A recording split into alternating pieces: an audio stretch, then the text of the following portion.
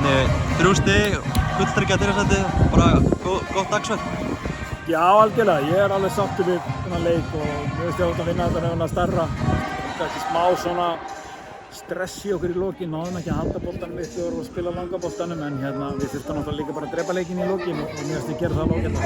Bara svona, það var kannski ekki besti fótboltaleikur í heimi en bæði lið fengu ágætis færi?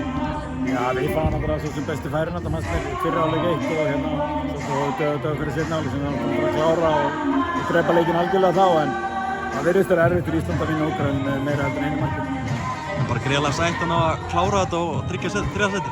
Jú, þetta var markmið. Það var bara markmið í dag. Það var að klára hann leik, vinna hann og fara með 3 stig hérðan og geta svona liðið vel í kvöld og byrja svo bara undirbúið spána á morgun. Telmagarinn með sitt fyrsta landsmark, gott að sjá það? Já, algjörlega. Frábært að sjá hann að skora og bara gott hlaup, klárar þetta vel og bara virkilega vel gert og bara ánægður að sjá að sjá hann að skora. Það er alltaf plús að leikmenn skori fyrsta markið sitt og þá svona sú pressa þannig séð farin af þér að það þarf ekki að vera að bíða til fyrsta markinu og þannig að það bara eftir að koma fleiri í framtíðinni. Ég myndi eftir að koma fleiri í framtíðinni, það er alveg klárt mál. Já, það hlýtur að vera, hún heldur áfram að þróast og þroskast svona, þá erum bara í góðu mál. Svona bara, er frammeistan heilt yfir, ertu sáttur með hana? Já, mér fannst svona margt í þessu alveg jákvætt og margt í þessu sem vorum að gera vel og svona köflum kannski aðeins stressa okkur á boltanum og svona, völlurinn var svolítið þungan, lítið sleginn og annað, þannig að það var svolítið svona erfitt á köflum, allir leikmenn, bara hvort sem voru Íslandi eða Úkraínu, allir orðnir dauðþreyttir eftir leið á leikinn, margir fá krampa og annað, þannig að þetta var þungur völlur og erfitt að spila á honum á köflum.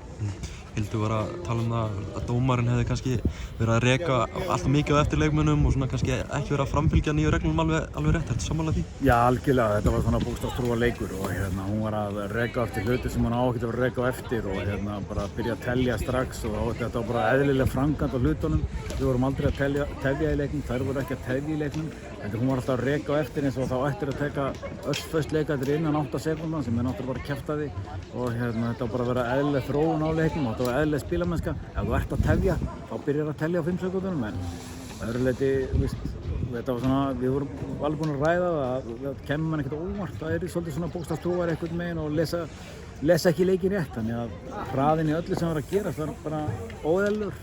Vissu að þetta gæti orðið svona?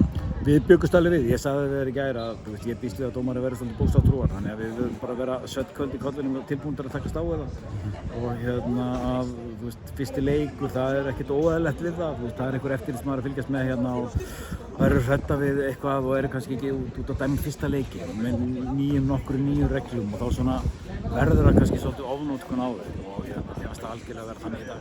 Hvernig heldur þú bara á þróunin verða á þessum með þessum nýju reglum? Það verður ekkert mál, þetta er bara svona eðlilegur gangur á leiknum, það er bara að vera að koma í veg fyrir tafir og það var alltaf enginn að tefja þessi leik. Textinn var svo skrítið og hún var alltaf að beita þessu, það var enginn að tefja og það er tilgangurinn með þessu. Það er tilgangurinn að halda boltanum, halda leiknum gangandi, bara eðlilega máta og það er enginn að, hún var bara vildir að leikmenn færi bara að spretta út af liðleginni, taka yngast 1, 2 og 3 og hún var alltaf að kalla þetta, það var mjög skrítið að horfa á þetta. Þannig að bara skrifi nær HM núna, hversu bara spennandi tilhugsun er það að vera komnir bara í svona góða stöðu varðandi umspilið og svona? Jú, þetta var það markmiðum 1, 2 og 3 að vera í 3 efstu sætunum í þessu riðli og þetta voru 2 efstu sæti svona erfitt að gera sig grein fyrir að við myndum fara að enda í 2 annarkot fyrsta og öðru þannig að markmiðum var alltaf að enda í allavega 3. sætinu og það tókst í dag og það er bara núna þurfum við bara svona að fagna því í kvöld og njóta þess að unnið aðalega og síðan bara byrjuðum að undirbúa okkur á morgun undir Spán og við þurfum bara að koma á Laugardalsvöll og sýna hugrekki og þor og mæta krafta út Spán.